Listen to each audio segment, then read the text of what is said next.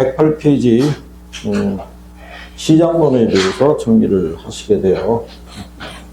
시장론 몇 분 빼고는 다 들어봤죠? 네. 네.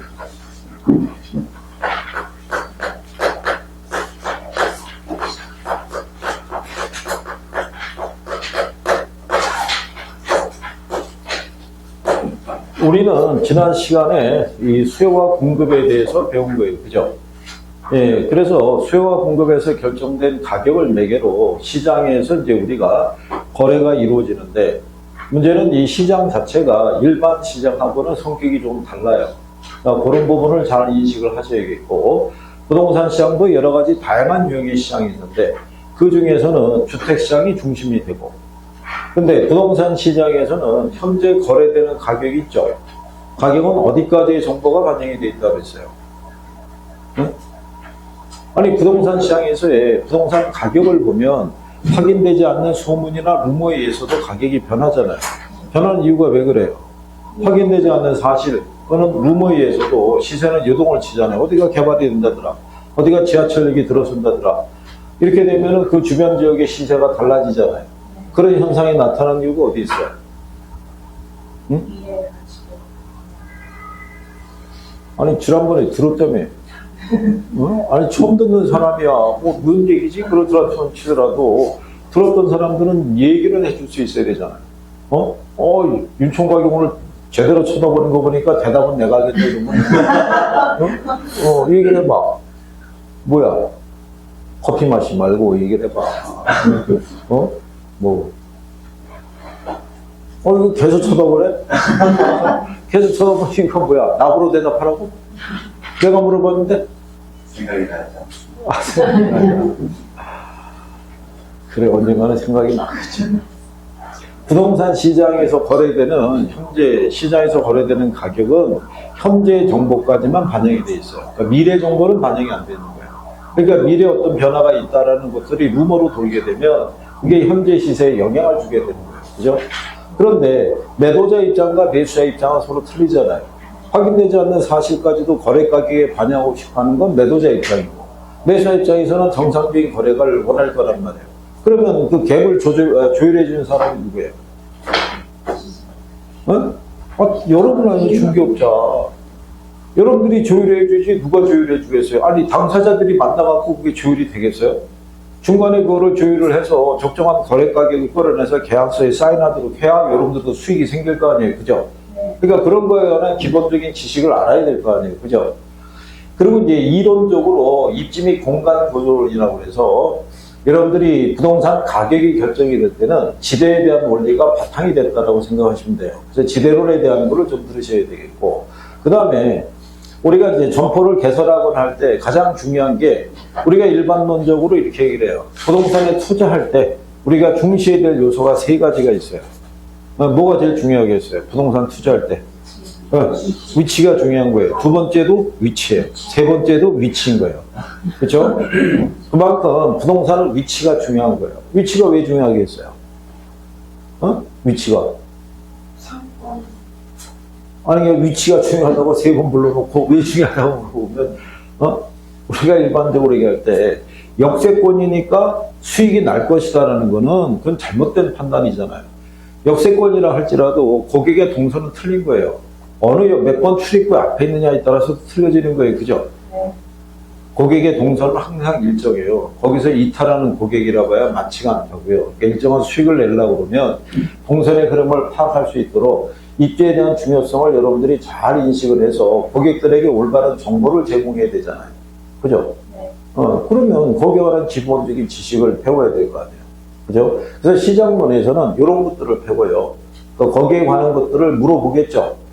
그래서 내가 어디까지 정리가 되어 있는지를 잘 살펴보셔야 돼요. 그래서 맨 먼저 나오는 게 산업인력관리공단에서는 시험 제목을 두 가지를 제시해요. 부동산 시장, 그 다음에 입지 및 공간 구조. 그러니까 이거는 제가 정한 게 아니라 산업인력관리공단에서 제시를 한 거예요. 즉 부동산 시장론 안에서는 이 파트를 기준으로 출제하겠다라고 얘기하는 거예요. 이거를 이제 제가 세 번을 했을 때 시험에서 언급이 된 내용을 보면 부동산 시장의 특성 및 기능, 그 다음에 주택시장, 그 다음에 효율적 시장 이론.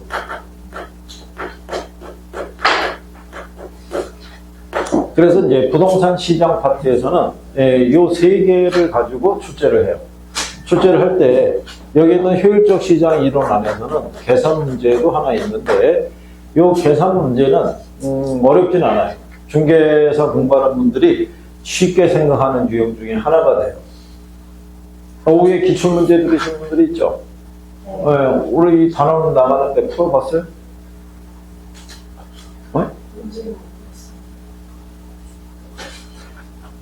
거기 가게 되면 해설이 있어요, 해설이.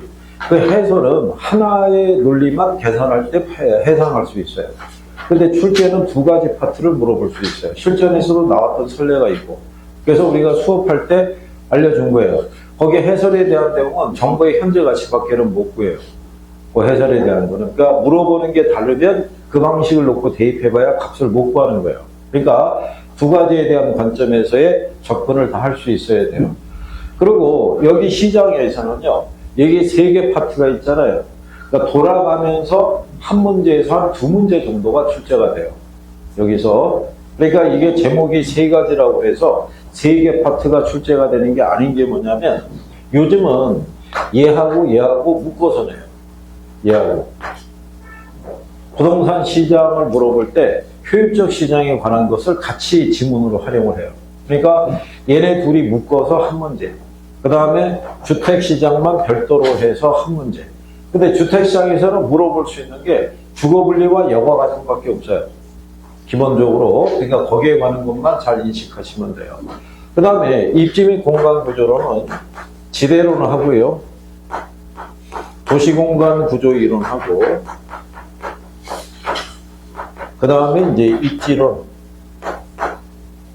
이렇게 나눠져 있을 때 제목이 크게 보면 세 가지인데 여기서는 평균적으로 세 문항 정도가 출제가 돼요. 그리고 여기 있는 입지론은 계산 논리도 하나 들어가 있어요. 근데 입지론 안에 들어가게 되면 농업 입지론이 있고, 그 다음에 상업 입지론이 있고, 그 다음에 공업 입지론이 있어요. 주거 입지론에 관해서는 거의 언급이 안 돼요. 왜냐하면 서양이 상업 입지론이에요.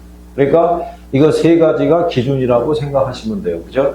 그런데 여기 있는 도시공간 구조이론은 근래는 단독적으로 출제가 안 되고 지대론하고 묶어서 나오든가 아니면 입지론하고 묶여서 나와요. 얘 하나만 가지고 오지선다를 일반론을 갖고 구성하기는 힘들어요. 그렇다고 더 들어가면은 여러분들이 풀기가 좀 어려울 거예요. 그러니까 출제자들이 도시공간 구조이론은 지대론이나 입지론이나 묶어서 출제를 하니까 나중에 기출해 보시면 제목이 그렇게 나와요. 지대 및 도시공간 구조이론, 입지 및 도시공간 구조이론. 이런 식으로 언급을 해주는 거예요. 그러면 이 파트에서도 지문으로 활용할 수 있다라고 제시를 하는 거예요. 옛날에는 단독으로 나왔는데 단독으로 내기에는 여러분들에게 주어진 내용이 그렇게 풍부하진 않아요. 그래서 그렇게 인식하시면 되겠고, 농업입지론의 대표적인 이론이 뭐라고 그랬어요? 응?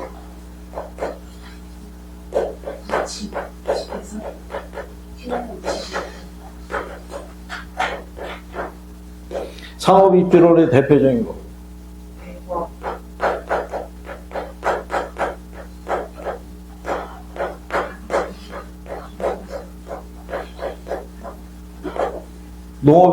공업입지론의 대표적인 거.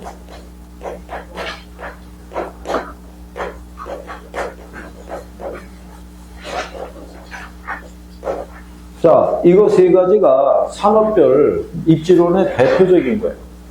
그러니까 출제하겠어요, 안 하겠어요? 그러니까 출제하는 거예요, 여기서. 대표적인 이론이니까 출제하게 되는 거예요. 그죠? 그러니까 지난 5년 사이에 다 출제했어요. 이게. 그러면 상업 입지론 안에 들어가게 되면 상권에 관한 이론이라고 있어요.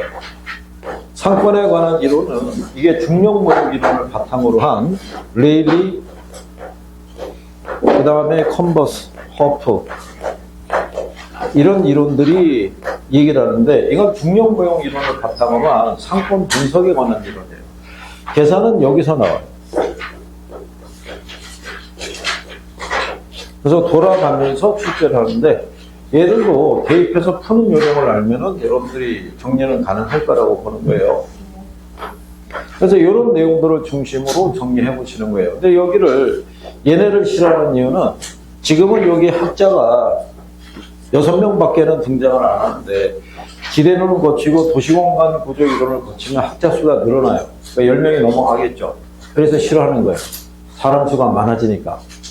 여러분들이 외우는 걸 좋아한다고 하면서 사람 많은 것도 싫어해요. 그죠? 그러니까 정리가 잘 안 되고 누가 무슨 말을 했는지를 잘 기억을 못 하는 거예요. 그거를 분류할 수 있으면 간단한 문제이기 때문에 답을 찾을 수 있는 거예요. 여기는 어렵게 안 줘요. 왜 이름을 지금 외우는 것도 힘들어 죽겠는데 내용도 어렵게 주면 틀리다는 얘기잖아요. 그죠? 네, 그래서 누가 뭐를 강조했고 뭐를 얘기했다는 중요한 포인트를 잘 알고 계시면 돼요. 그러면 문제 안에 그 포인트를 넣어줘야 안 넣어줘요? 포인트에 넣어주는 거예요. 최련의 고립국 이론에서 가장 중요한 포인트가 뭐라고 그랬어요? 어? 이 사람이 최초로 학자들 간에 위치에 따라 어떤 토지 이용을 전개해야 되는지를 설명한 사람이 이 사람이에요. 그래서 이 사람이 주장한 거는 도심에 가까울수록 집약적인 농업을, 외곽을 나가면 주방적인 농업을 해야 된다라고 사용에 대해서 얘기를 한 사람이에요. 그러니까 튀넨의 이론이 나오면 집약적인 이용과 주방적인 이용이 빠질 수가 없어요. 그러면 누구에 관한 내용이냐라고 물어볼 때 집약적, 주방적 나오면 누구 찍으면 돼요? 그럼 튀넨을 찍으면 되게끔 출제자들은 힌트를 문제 안에서 주는 거예요. 맞추라고. 그렇죠? 그러면 이제 여러분들이 그거 보고 답을 갖다가 툭 찍을 수 있어야 되잖아요. 그죠? 근데 누가 뭐를 주장했는지 포인트조차도 모르면 그러면 결국은 오늘이 며칠이지 그래갖고 번호를 또 선택해야 될 거 아니에요. 그죠? 그러면 떨어질 확률이 커지잖아요. 합격은 해야 된다며. 응? 말은 합격은 해야 되겠고, 얘기하면서도. 자, 그래서 어쨌든 그런 내용들을 중심으로 해서 선생이 별표를 해주면 일단 기본적으로 출제 빈도가 있다라고 생각을 하셔야 돼요. 개론은 60%를 내던 데서 내요. 내던 데서. 생각해 보세요. 1회부터 36회 수강생한테는 이게 중요한데 37회 수강생부터는 이게 안 중요하다 이런 논리가 아니잖아요. 기본적으로 중요한 논리는 계속 이어지는 거예요. 그거를 기본으로 해서 출제한다라고 생각하시면 돼요. 다만 출제자가 갈리면 출제자의 성향에 따라 세분적인 부분은 조금 달라질 수 있을지 몰라도 기본적인 내용은 달라지지 않아요. 그러니까 어느 정도 공부하면은 6시험 때까지는 갈 수 있어요. 그런데 왜 6시험을 못 넘느냐? 여러분들이 잘하는 실수와 착각 때문에 그래요. 그래서 3, 4개를 틀려요. 그러니까 결론은 5시험은 넘는데 6시험은 못 넘어가는 거예요. 그게 시험운도 작용할 수 있고 그 사람의 스타일일 수도 있어요. 그래서 그런 거를 잘 조심하시면 돼요. 자, 그러면 제일 먼저 부동산 시장에 대해서 우리가 정리를 해보시는 거예요. 그래서 거기 보시면 시장에 개념이라고 나와 있는데 이게 출제될 일은 거의 없겠죠. 원래 시장이라는 것은 우리 교과서에 보게 되면 수요와 공급이 계속적으로 나타나서 가격과 양이 정해지고 매매가 규칙적으로 일어나는 곳이다. 뭐 이렇게 구성이 되는데 경제학에서 얘기하는 시장의 개념은 거래와 또는 교환이 성립되는 것은 다 시장으로 분류할 수 있다라고 생각하시면 돼요. 그죠? 근데 이 시장 안에서는 뭐가 이루어지는 거예요? 거래 또는 뭐가? 교환이 이루어지는 것은 우리가 시장이라고 볼 수 있는데 거래 또는 교환을 하기 위해서는 뭐가 수반이 돼야 돼요? 공간이 있어야 돼요, 장소가. 예, 그거를 기초로 구분할 수 있는 게 구체적 시장이라고 얘기를 해요. 공간과 이거를 이제 갖고 있는 수반되는 거. 그런데 꼭 공간을 필요로 하지 않는 시장도 있죠. 그 시장을 무슨 시장이라고 해요? 그걸 우리가 추상적 시장이라고 얘기를 해요. 근데 부동산 시장은 두 가지 성격을 다 갖고 있다라고 얘기를 해요. 부동산 시장을 공간 시장과 자산 시장으로 분류하게 되면 공간은 물리적 개념으로, 그렇죠? 그래서 또 하나 우리가 자산으로 이제 분류하게 되면 추상적 시장의 성격에 가깝게 분류할 수도 있어요. 그래서 시험에서는 요즘은 그렇게 안 나올 거예요. 예전에는 장소에 따라 구체적 시장과 무슨 시장이 있다. 예, 추상적 시장이 있다라고 얘기를 했어요. 얘는 반드시 뭐가 필요해요? 장소를 필요로 하는데 추상적 시장은 장소를 필요로 하지 않는다라고 얘기를 하는데, 그러면 부동산 시장은 두 가지 성격을 다 갖고 있다라고 얘기할 수 있어요. 근데 아주 오래전에 여러분 시험에는 부동산 시장은 추상적 시장으로 분류할 수 있다 이렇게 나와서 오류가 나왔던 적도 있어요. 그러니까 옛날에는 그게 번역이 완전하지 않았던 건데, 그래서 요즘은 아마 언급을 하게 되면 부동산 시장은 공간 시장과 무슨 시장, 자산 시장으로 분류할 수 있다는 게 시험 지문에서 활용할 수 있을 거예요. 이게 그러면 공간 시장은 어떤 게 공간 시장이라고 얘기했어요? 응? 아니, 거래가 이루어지면 다 거래가 이루어지는 시장이라니까. 다만 얘는 장소를 필요로 하고 얘는 장소를 필요하지 않는다는 것 뿐이지, 거래가 이루어지는 건 똑같다는 얘기예요. 우리 인터넷상에서도 거래할 수 있어요, 없어요?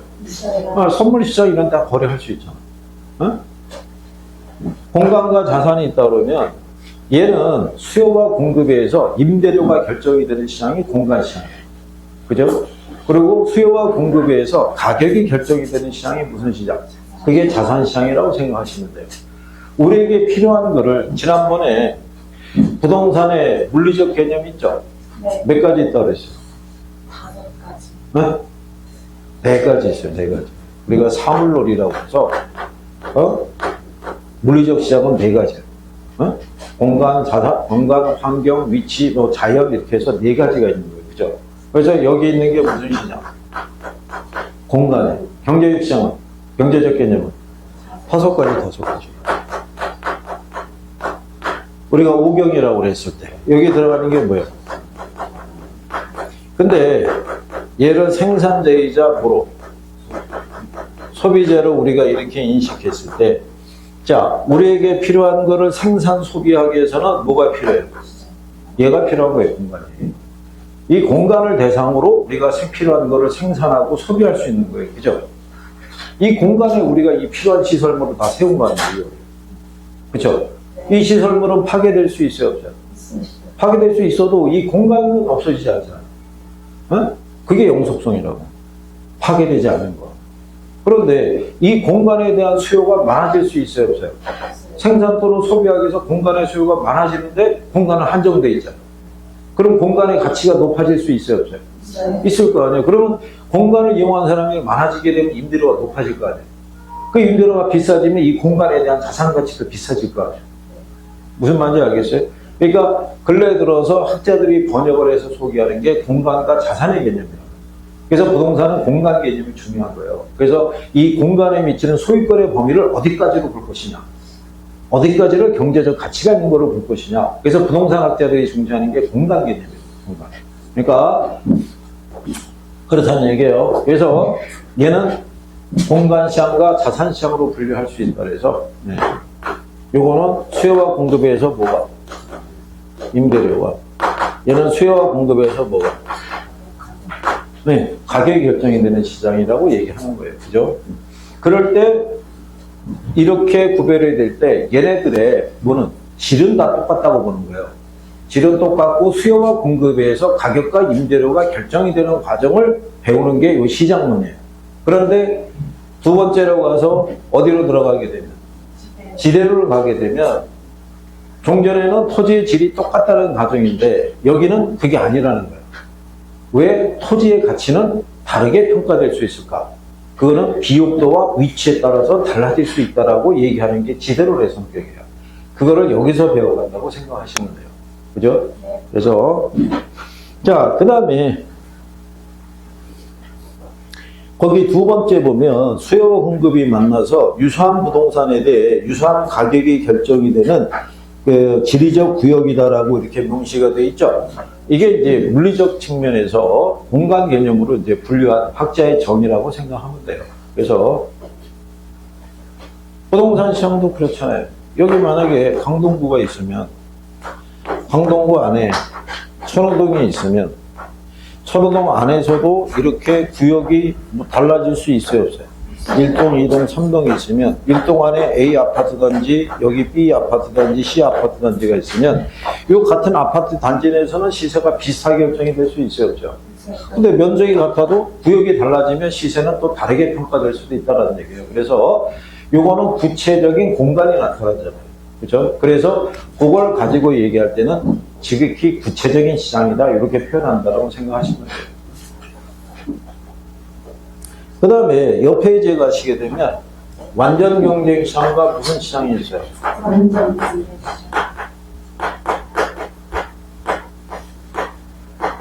완전 경쟁 시장은요, 신고전학파라고 하는 경제학자들에 의해서 만들어낸 시장이에요.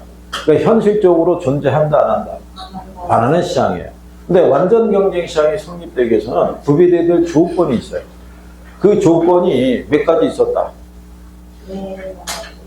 학교론에서 선생님이 물어볼 때 몇 가지냐고 물어보면 일단 4가지 불러보면 85로 맞는다고 그랬잖아요. 근데 선생님 표정이 안 좋으면 딱 하나 더 붙여서 5가지 그러면 95%는 맞는다고 얘기했잖아요. 그죠? 일단 불러놓고 보는 거예요. 4가지라고. 어? 그래서 4가지 종류에 관한 거는 여러분 시험에 다 출제했어요. 대부분. 왜? 여러분 시험에 오지선도 아니에요. 그죠? 그러니까 4가지에다가 하나만 붙이면 문제가 만들어지니까 얼마나 간단하겠어요. 그죠? 그러니까 옛날에 80분짜리 시험 볼 때는 그걸 많이 냈단 말이에요. 80분이면 문제 하나 풀 때 1분도 안 걸리는 거예요. 그렇게 풀어야 될 때는 그렇게도 줬단 말이에요. 지금은 그렇게 줘요, 안 줘요? 그렇게는 안 준단 말이에요. 그러니까 글자 따고 들어가도 별 소용이 없어요. 자, 완전 경쟁 시장이 성립할 때 가장 기본적인 게 뭐라고 그랬어요? 응?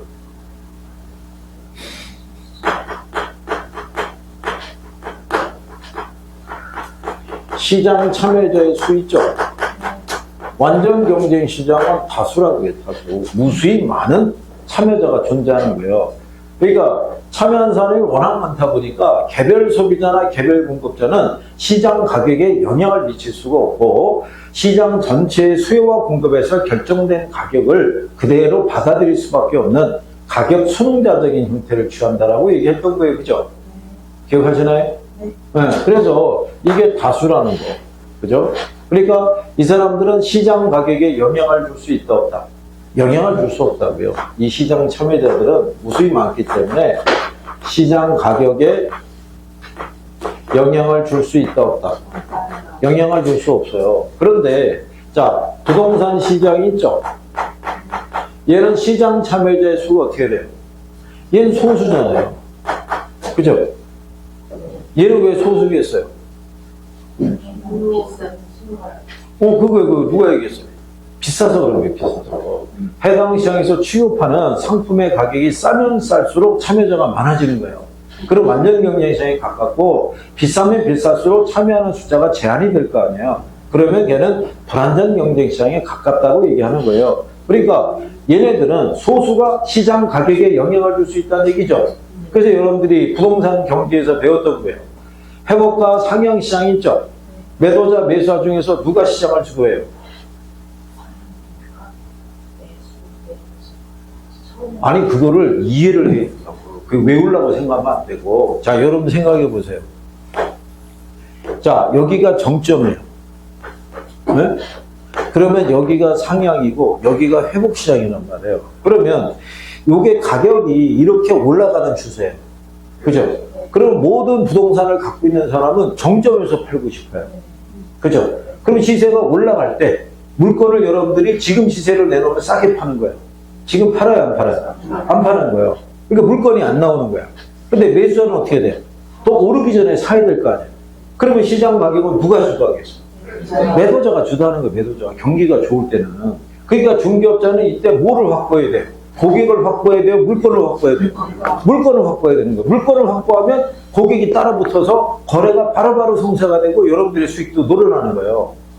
무슨 말인지 아시겠어요? 네. 근데 경기가 안 좋아지면 어떻게 돼요? 시세가 점점 떨어질 거 아니에요. 네. 그러면 매수자들은 내가 이 타이밍에 매수를 하게 되면 이 이후로 시세가 더 떨어질 건데 지금 사겠어요? 안 살 거 아니에요. 근데 물건을 갖고 있는 사람은 이 가격에도 파는 게 나을 거 아니에요. 네. 그렇잖아요. 그러니까 매물은 쏟아지는 거야. 매수자가 없어. 그럼 시장을 누가 주도해? 매수자가. 네? 현실 시장에도 그렇게 해야 돼요. 여러분도 그렇게 행동할 거 아니에요. 그걸 내가 이해하고 정리하는 게 빠르지. 그거를 회복과 상향은 누가 얘기해서 글자를 그거를 하려고 그러면 더 힘들 거 아니에요, 그게. 그렇잖아요. 그러다가 외운 거 순서라도 바뀌면 어떡할 거야? 응?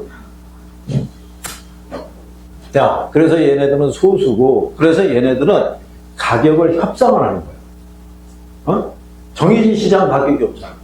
매도자가 주도할 때도 있고, 매수자가 주도할 때도 있잖아. 솔직히 부동산 거래할 때 말만 잘하면 한 1, 200도 빼줄 수 있는 거예요. 그죠? 네. 말을 잘하고, 인사를 좋게 하고, 뭐, 사정해갖고, 얘기 좀 대화가 통하고, 뭐 이러다 보면, 안 돼요. 뭐, 이사 가는 날 자장면이라도 시켜먹게 10만원이라도 빼주세요. 그러면 안 빼줄 사람이 몇 사람 되겠어요. 그죠? 그러니까 여기는 가격 협상제 형태를 취하는 거예요. 근데 중요한 거는 완전 경쟁 시장의 조건에 하나라도 충족이 안 되면 불안정 경쟁 시장이에요. 그럼 부동산 시장은 이 조건이 충족이 안 되잖아. 그러니까 구조적으로 무슨 시장? 불안정 경쟁 시장에 해당이 된다라고 생각하면 되는 거예요. 여러분들이 앞에서 개별성이라고 배웠죠? 네. 네. 자, 개별성의 특성이 뭐였었어요? 개별성. 일물리과의 법칙이 적용이 안 돼. 그래서 그 이후에 나오는 지문이 뭐였어요? 여러분 시험에 일물리과의 법칙이 적용이 안 된다? 이건 시험 지문으로 잘 활용을 안 해요. 왜? 학생들이 일물리과의 법칙이 뭔지를 이해하기가 어렵다고 보는 거예요. 그럼 그 다음에 나오는 단순한 논리를 제안을 해요. 개별성 때문에 부동산 시장을, 토지 시장을 어떻게 만든다고? 그거. 여기는 상품의 질이 어떻다는 거예요? 동질적이라는 가정이에요. 응? 그런데 부동산 시장에서는 뭐가 있어서? 개별성이 있으니까 부동산 상품에 대한 질은 다르다는 얘기잖아요. 그러니까 여기는 이질적이란 말이에요. 그러면 이 조건이 부합이 안 되잖아요. 그러면 얘가 동질적일 때 나타날 수 있는 게 일물일가의 법칙이에요. 이게 동질적이지만 이 법칙이 성립이 되는 거예요. 근데 개별성이 있으니까 이 법칙이 성립이 돼야 안 돼요. 안 되니까 구조적으로 부동산 시장을 불안전 경쟁 시장으로 만들어준다라고 얘기하는 거예요. 그러니까 시험에 개별성으로 인해 토지 시장을 불안전 경쟁 시장으로 만든다 이렇게 표현을 해주는 거예요. 이해하겠어요? 그래서 이거 두 가지가 대표적이에요. 네 가지 중에서도. 그 다음에 여기서 얘기할 때 완전 경쟁 시장에 대한 부분에서 시장에 진입과 퇴거가 어떻게 돼요? 자유스럽다는 얘기예요. 즉 이게 자유스럽다는 얘기는 생산 요소의 이동이 자유스럽다는 얘기예요. 그러니까 이 시장 안에서는 이윤을 올릴 수 있는 곳이면 어디든 시장을 옮겨다니면서 내가 상품을 판매할 수 있어요, 없어요? 있단 말이에요. 고구마가 좋으면 감자 갈아엎고 고구마 심으면 되고, 옥수수 좋다 그러면 갈아엎고 옥수수 심으면 되는 거예요. 그래서 뭐를 추구하는 거예요? 이윤을 추구할 수 있다는 거예요. 근데 부동산 시장에서는 시장의 진입과 퇴거가 어떻게 돼요? 아니 이게 안 되잖아요. 제가 극단적인 예를 그랬잖아요. 여러분들이 지금 여기 천호동에 갖고 있는 집 있죠? 오늘 저녁에 잘 타가지고 청담동으로 옮겨갈 수만 있으면 돈 더 많이 받을 수 있어요, 없어요? 그러면 전국에 있는 지방에 있는 모든 주택이 지금도 올라오고 있을 거 아니에요. 어디 들어가려고? 강남에 들어가려고? 현실이 그게 돼야 안 돼요. 안 되니까. 그러니까 무슨 시장이요? 불안전 경쟁 시장이라니까. 그리고 여기는 완전한 정보가 제공이 돼요. 왜? 상품의 질도 동질적이고 상품 가격에 관한 완전한 정보가 제공이 되는 거예요. 그죠? 예를 들어서 자 여기 특정한 상품이 하나 있는데 다 100원씩 팔아. 근데 얘만 이윤을 얻겠다고 90원에 팔아. 그러면 얘가 독식할 수 있느냐? 그건 아니라는 거예요. 모든 상품의 질이 똑같을 때 얘만 가격을 싸게 받으면 이 사실이 다 알려지는 거예요. 그러면 얘는 여기 시장에서 퇴출 나갈 수도 있어요. 그죠? 그러니까 다 균등한 가격으로 거래할 수밖에 없는 거예요. 완전한 정보가 제공이 되니까. 근데 부동산 시장은 이게 존재하잖아요.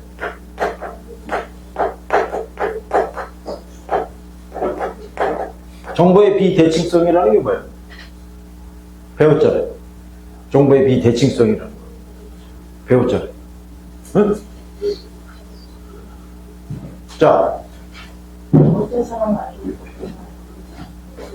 그거요. 정보가 제공되는 양이 다른 거예요, 서로. 많은 정보를 갖고 있는 사람도 있고, 그렇지 못한 정보, 작은 정보를 갖고 있는 사람도 있어요, 없어요? 그러면 불공정한 거래가 발생할 수 있죠. 그러면 정보가 부족한 사람 입장에서는 쉽게 거래하려고 하겠어요? 거래를 못 할 거 아니에요. 그럼 자원 배분이 안 되죠. 성립이 안 되니까. 대표적인 게 우리가 중고차 시장이라고 얘기했잖아요. 중고차, 우리나라에서 차를 잘하는 사람이 이렇게 많지는 않아요. 컴퓨터도 마찬가지고. 그래서 우리가 중고차 살려고 그러면 꼭 수소문해서 차를 잘하는 사람을 데리고 가야 낭패를 덜 본다고 얘기하는 거예요. 그죠? 초창기에는 침차도 비싸게 사고 막 그랬다는 거예요. 하다못해 안전벨트 쪽이라도 당겨보면 흙이 나오는지 안 나오는지 봐도 알 수 있는 건데 그것조차도 안 되니까. 그렇잖아요. 그러면 일반적인 거래가 안 되죠. 자, 우리가 감정평가하죠. 네. 감정평가하는 이유가 뭐예요? 감정평가하는 이유가? 어? 감정평가하는 이유가? 가치를 어? 정확하게 파악하고 있어요. 청소했어? 어? 오늘은 했겠지? 어? 늦게 와가지고 청소도 못했을 거야. 우리나라에서는 과세하게 해서 간평을 한 거예요. 과세하게. 왜 과세하게 해서 간평을 할 수밖에 없겠어요? 어? 이것 때문에, 정보의 비대칭성 때문에, 만약에 문제에서 감정평가의 필요성에 대해서 어느 거를, 왜 감정평가를 해야 되냐 문제가 나왔다. 그러면 답을 적어오면 되는 거예요. 한마디로 요약합니다. 제가 그래서 취업할 때 얘기했잖아요. 우리나라 정부가 있고, 국토교통부가 있고, 감정원이 있고, 뭐 이런 애들이 쭉 있을 때, 부동산 가치를 100% 정확하게 하는 데가 어디냐고. 아무도 없다고 그랬잖아요. 모르니까 간평을 하는 거예요, 저거를. 누가? 전문가가. 그죠? 부족하니까. 그렇잖아요. 모든 물건마다 가격이 다 같아요, 틀려요? 틀리니까 그나마 그걸 할 수 있는 게 표준지라든가 표준주택을 정해놓고 걔를 기준으로 해서 일괄적으로 우리가 평가를 하는 거예요, 그게. 그죠? 원래 개별주택 가격을 평가를 해서 개별 공시가 개별주택 가격을 제시하면은 이신청을 해야 해요. 하는 거예요. 그게 100% 정확하지는 않은 거예요. 왜 그러냐면 개별 이 주택이나 개별 공시가는 원래 할 때 그게 대량 평가하는 건 컴퓨터에 집어넣고 하는 거예요, 그냥. 근데 컴퓨터의 성능이 좋으면 오류나 뭐 이런 것들까지도 감안해서 가격을 갖다가 도출할 수 있는데 컴퓨터 성능이 안 좋으면 오류가 커요. 그래서 이 인청을 받아주는 거예요. 그걸.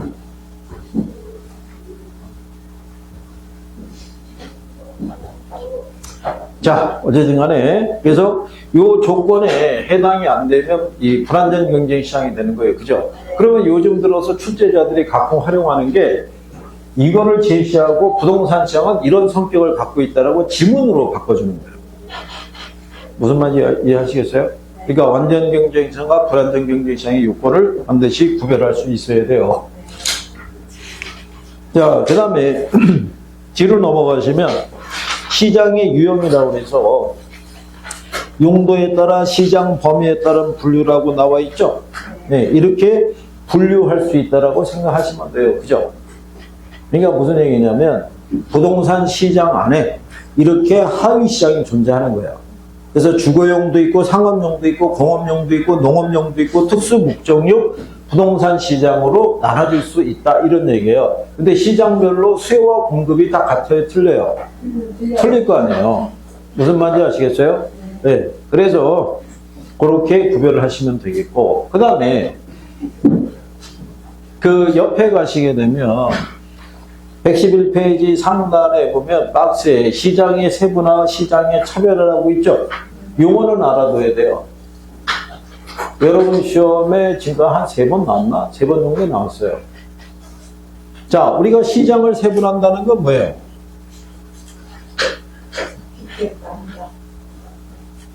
자, 예를 들어서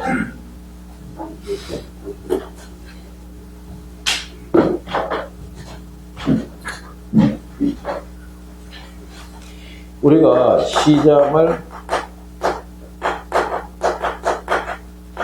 세분한다고 얘기를 하죠.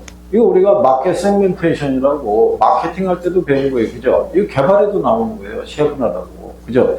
거기 보면, 자, 수요자 특성에 따라서 시장을 구분하는 거, 주택 수요자를 보다 동질적인 소집단으로 우리가 분류하는 거라고 그랬죠? 그래서 우리가 지난번에 이렇게 얘기했잖아요. 인구 경제학적인 특성을 우리가 기준으로 시장을 세분화할 때는 첫 번째가 성별에 따라, 그죠? 그 다음에 연령대에 따라, 그 다음에 뭐에 따라? 소득 수준에 따라. 예를 들어서